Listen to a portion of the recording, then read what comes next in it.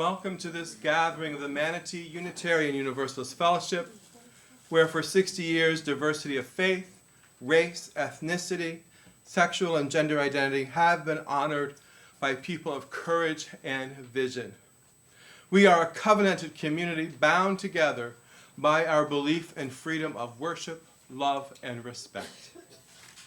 If you are visiting with us this morning or searching for a new spiritual home, we welcome you as our guests and extend an invitation to join us for refreshments and conversations after the service.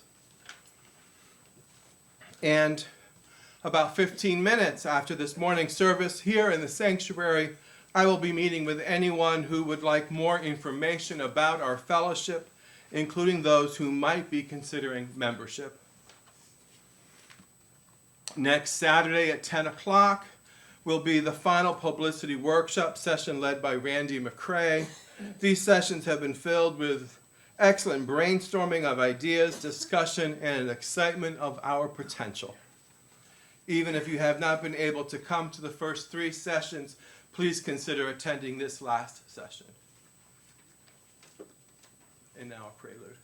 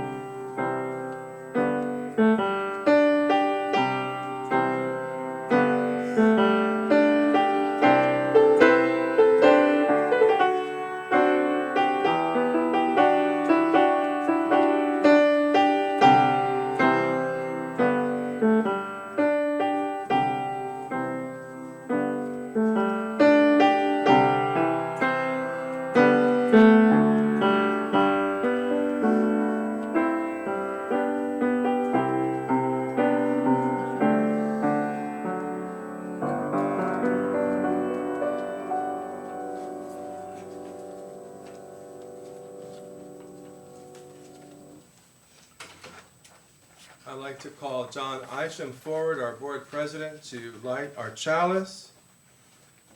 Please join me in reading our chalice lighting words found in the order of service.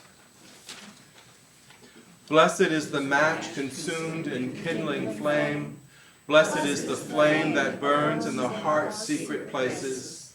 Blessed is the heart with strength to stop its beating for honor's sake. Blessed is the match consumed in kindling flame.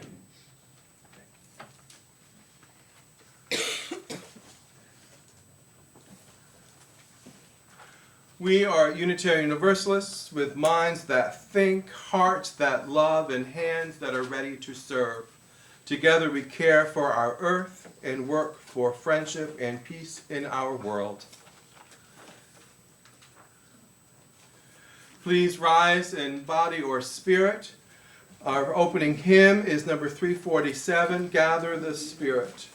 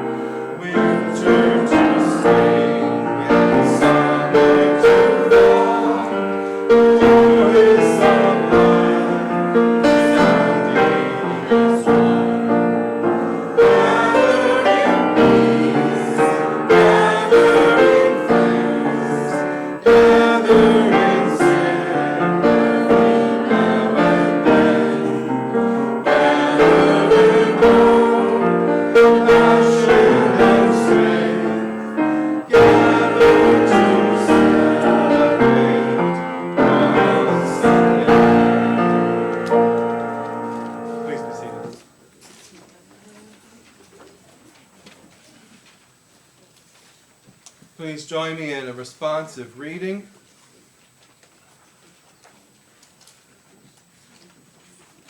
We are here to face the truth about ourselves, about our faith we love, and the ways it presently serves others and the world. As well as open ourselves to ways in better and more joyfully reflect our potential and core values. We want to know the ways we are bound to one another, as well as to larger religious movements normally beyond our sight and vision. We say we are open and diverse. Yet it is too easy to feel stuck in old paths and stubborn habits, reflecting not so much tradition as our comfort. We want to answer the call to service to a world that needs our message, our hope, our revived energy. We are gathered to learn, to unlearn, to hear, and move forward. Amen.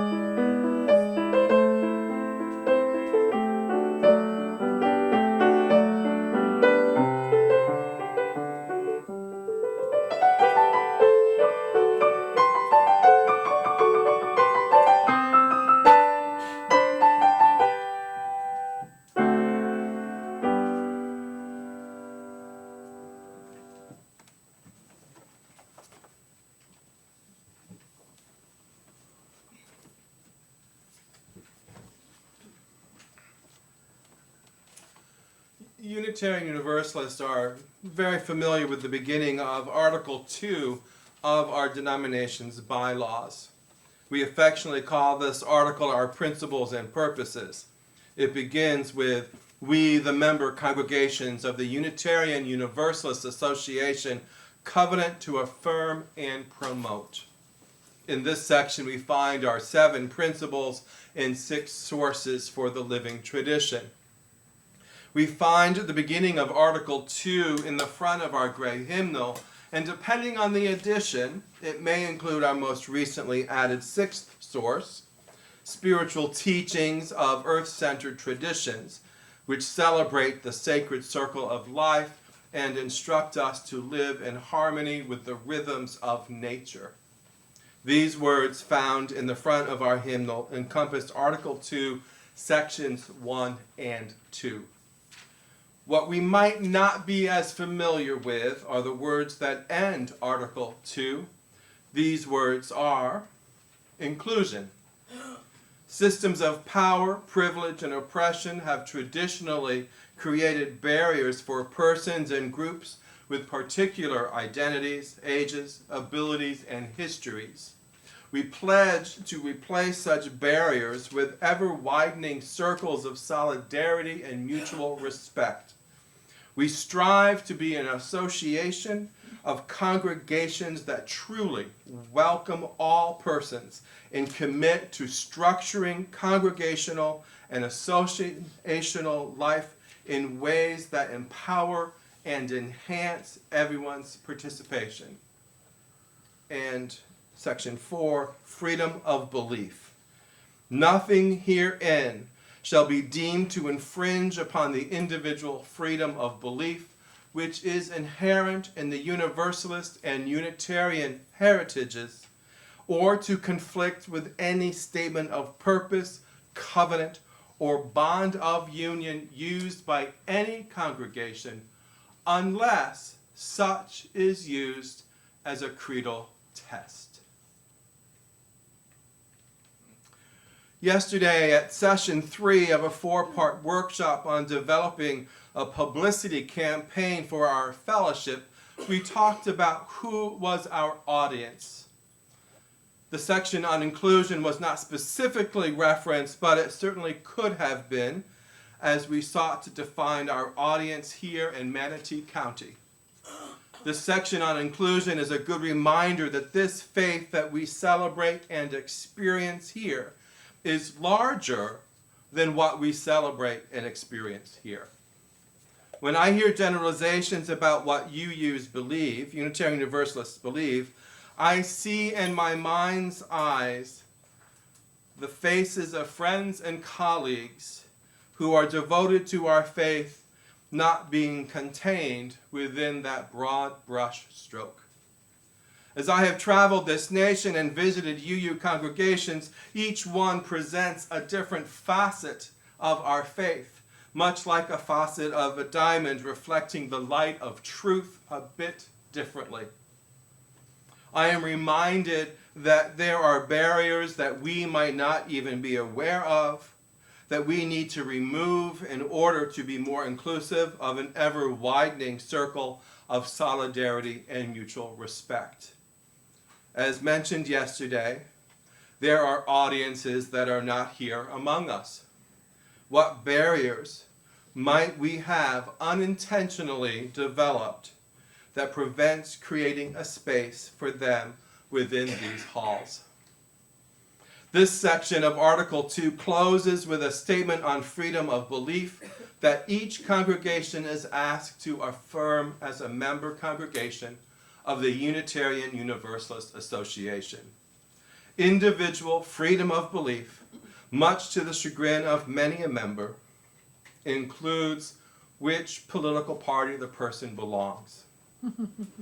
Sadly, in many congregations, which political party one belongs to becomes a de facto creed, and that reality goes against our principles and purposes in our denomination's bylaws. We are a non-creedal denomination. We do not have a statement or pattern of belief that must be adhered to for an individual to be a member. Yet, if one listens to the chatter in our congregations across the country, one would think we must. When we do this chatter, we are silencing those who disagree with us, sending the strong message that one must be aligned with a specific political party in order to be welcomed here. Our focus is to be on social justice issues, affecting marginalized people and is not to be focused on any political party's platform. Once a year, congregations have an opportunity to come together to address concerns, to amend bylaws, to pass resolutions, to choose issues to study as a denomination, and then make an official statement of conscience that represents the Association of Congregations, and pass actions, and also to pass actions of immediate witness, a statement that only represents the concerns of the congregations represented at any one General Assembly. The action of immediate witness is like a snapshot of what is pressing on the minds and hearts of the assembly gathered. It is in each congregation's best interest to try to send delegates to General Assembly and be with the thousands of Unitarian Universalists gathered. There is a recognition that such an endeavor can be costly, and so there is now a way to vote as delegates online. But the disadvantage of online is that one does not get the experience of being immersed in our denomination's diversity, in worship, in group settings, in meeting one another face to face to discuss a variety of items. The generalization of UU beliefs is confronted in such a setting where one realizes that UU congregations may take on a Christian or Buddhist or humanist or earth-centered dominance of belief as a congregation. Or their style of worship might be dominated by rock music or organ or chamber music. Or the service is bilingual or in Spanish or another language. Each congregation is as unique as an individual's fingerprint. There are similarities, yes, but nuances that set them apart. I still weep, remembering hearing accounts of lifelong Unitarian Universalists who are Black or Latino, Latina, returning home from college being asked if they could be helped as they entered their home congregation. The implication being that they did not belong there. The broad brush generalization that Unitarian Universalism is not conducive for other groups of people is a false narrative, because those making such statements have not experienced a truly inclusive Unitarian Universalism, except in name only. Attending our annual General Assembly challenges such perceptions that can be interpreted as racist. Attending our annual assembly can provide a lived experience on how we can tear down those barriers that exclude others. It may mean we change our style of worship, let go of our prejudices and biases, loosen the reins of white ownership to make room for other perspectives and experiences.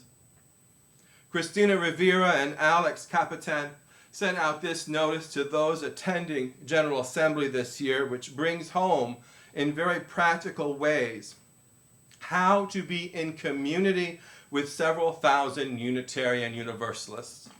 Their advice also applies to us in our seeking to create a safe community for all who enter here. They write, "During General Assembly, we gather to build relationships, which requires a commitment to remaining present to issues of power when feeling challenged.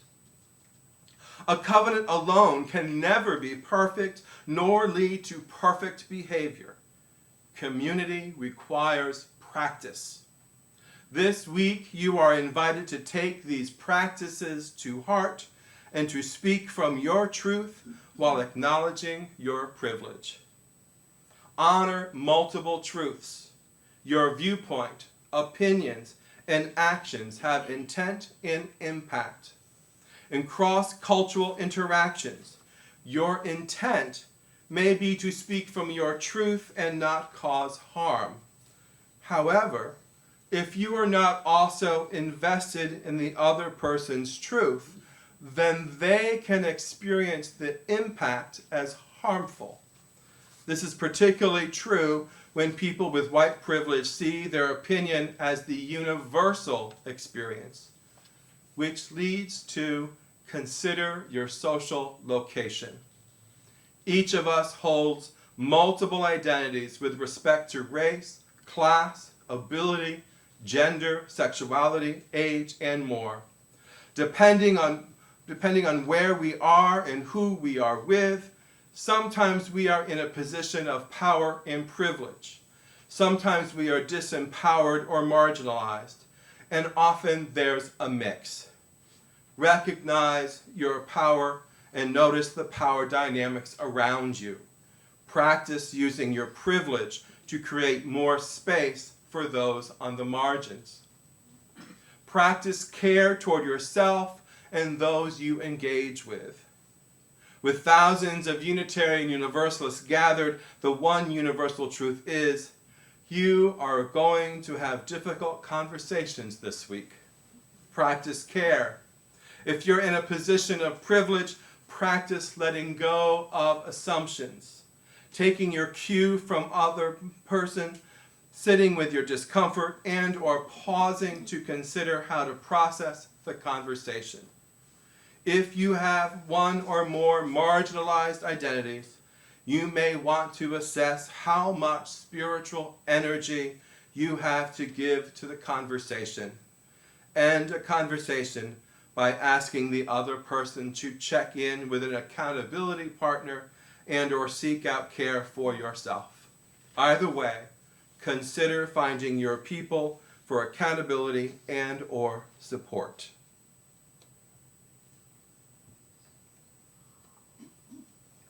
As a minister delegate online this year, I will be spending my afternoons and late evenings watching, participating, and voting on a variety of items that are presented in the Assembly.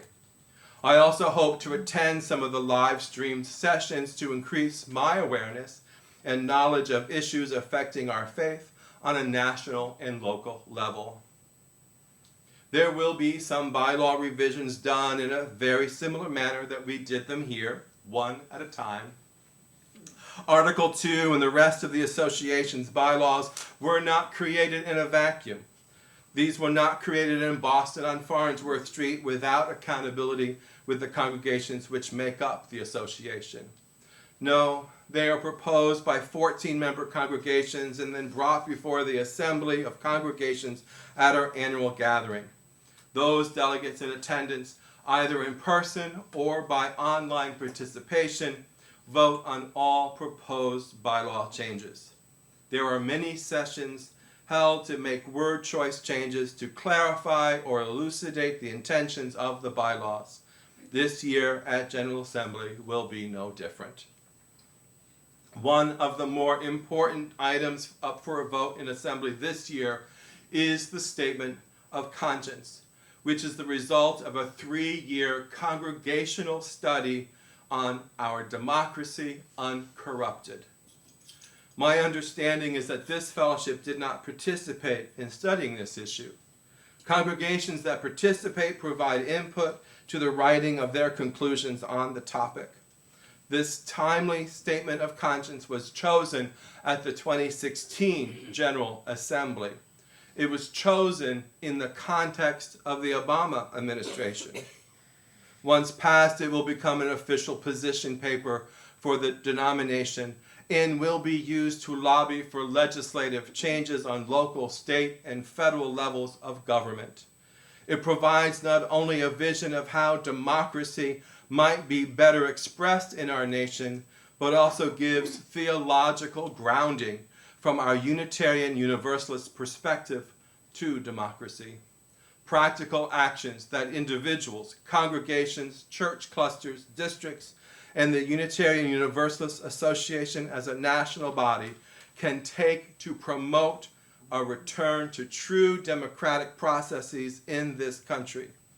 This proposed statement of conscience can be found online at the Unitarian Universalist Association website for General Assembly 2019. Here are some quotes that stood out to me as powerful arguments on democracy. An opening quote by Ta-Nehisi Coates. America begins in black plunder and white democracy, two features that are not contradictory but complementary. In the preamble of the statement, this paragraph, the promise of democracy is for a life that fashions us as the people we want to be. Terry Tempest Williams calls us to be resolute and courageous in our trust. Can we be equitable? Can we be generous? Can we listen with our whole beings, not just our minds, and offer our attention rather than our opinions? And do we have enough resolve in our hearts to act courageously, relentlessly, without giving up, ever trusting our fellow citizens to join with us in our determined pursuit of a living democracy? If democracy has sometimes seemed, as Winston Churchill said, the worst form of government except for all those other forms, it is because democracy has been limited and constrained, merely a means for giving powerful interests the appearance of legitimacy. This document, when passed after some amendments voted at the Assembly to hopefully strengthen the document, will be a powerful statement with an action plan that this congregation has already been working on. The passage of the constitutional amendment to restore voting rights to ex-felons in this state was work that we did. Working with the African American community to help ensure their voice is heard through voting and community organizing. Removal of the Electoral College by having popular vote decide presidential elections. Overturning Citizens United and ending corporate personhood. These are all items that are addressed in this document and are items that we as a congregation have already expressed interest in and action through our social justice initiatives and discussions. This assembly will also begin the discussion on the next congregational study entitled Undoing Intersectional White Supremacy. This was voted on at the 2018 General Assembly. This important study began this year and will become a position paper for the 2021 General Assembly. It would be an important conversation for us to be a part of over these next few years. The annual gathering of our denomination is an opportunity for every congregation to participate in a democracy. It enables us to have a say in the vision of the future of this denomination, and it exposes us to the broad diversity that is our faith and gives us a vision of where we might want to consider traveling in our own quest for a living Unitarian Universalist faith here in Manatee County. How might we expand and embody Article 2 inclusion and freedom of belief within these halls? What might that mean for us as we look to grow our fellowship to be able to sustain a strong presence in Manatee County? May the pondering of these questions bring us to new challenges of growth, not only in the expected ways, but also in the surprising, serendipitous ways bringing joyful fulfillment.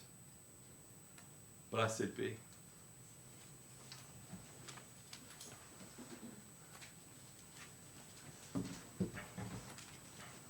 Please join me in singing hymn number 67. We sing now together. Please rise in body or spirit.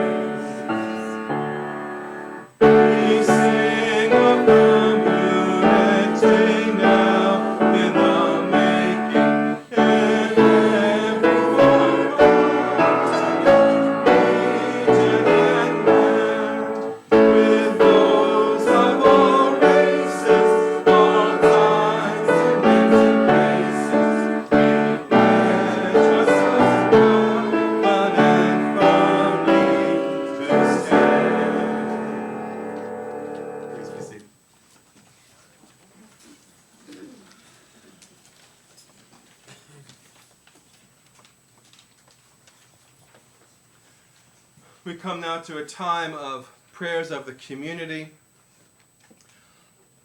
I understand that there's a card that if you wanted to sign for Leslie Roel. She was a former member here. She's now living back up north on a permanent basis. And it's her 90th birthday, Linda? Yes. Yeah. So Linda has a card if you'd like to sign it to send her. I'm sure she'd appreciate hearing from us and knowing that she is warmly remembered here. Today is Father's Day. Happy Father's Day to all. We hold up those families who had good fathers, mentors. We also hold up those families whose relationship with their fathers were not as desired. And we hold up those relationships of those who were grieving the loss of their fathers. And we hold up those who also have fathered us into being as well. There are many who aren't able to be here with us today and might enjoy a note in the mail, a phone call, a visit.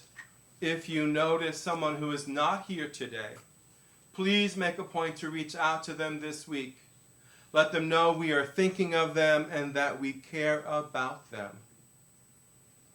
And there are many in our congregation, in our community, who are going through transitions in their life. Moves to assisted living, moves to be closer to family, and grieving the loss of loved ones, health concerns that require adjustments of activities. Please offer a listening ear and other forms of support to our friends and members who are traveling these roads of change. And let us hold these joys and sorrows and those that have not yet found expression in our hearts in a time of silence. May our hearts be inspired to offer support to one another.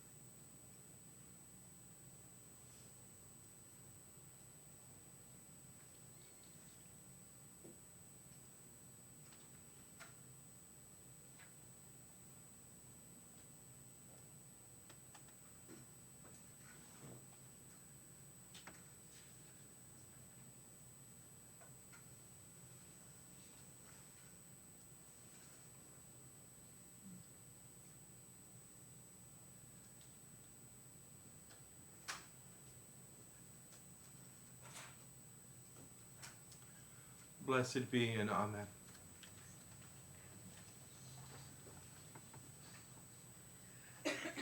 We say in our church that the offering is a sacrament of the free church.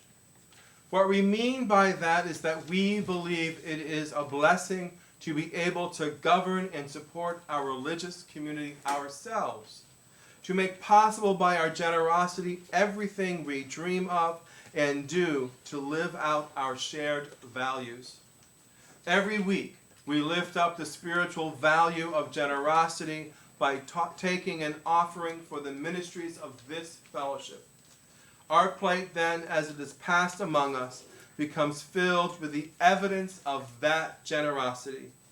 It is our harvest, gathered in every week for that which most nourishes us. The ushers will now come among you to receive the gifts of the congregation. the morning offering is most gratefully received.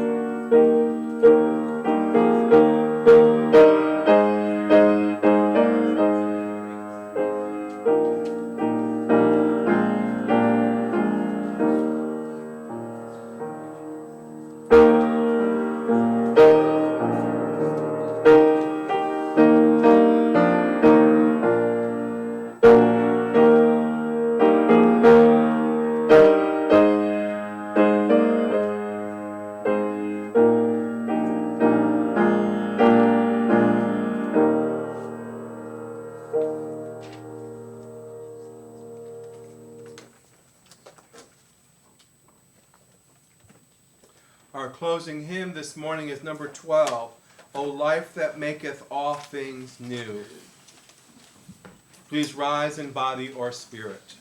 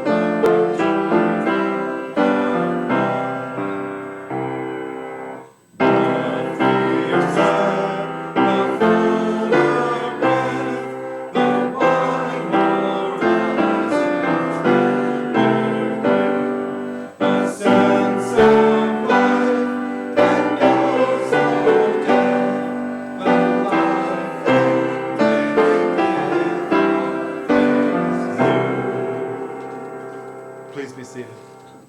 I ask John Isham again to come forward to extinguish our chalice flame and for us to read our words in our order of service. We extinguish this flame, but not the light of truth, the warmth of community, or the fire of commitment. These we carry in our hearts until we are together again.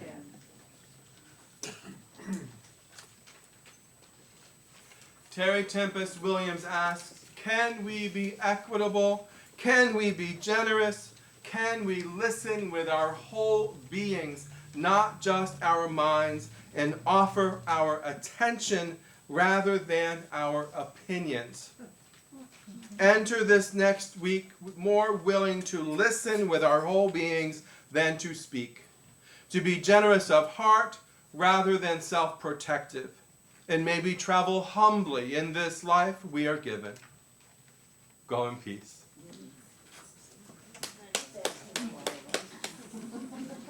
We can do it.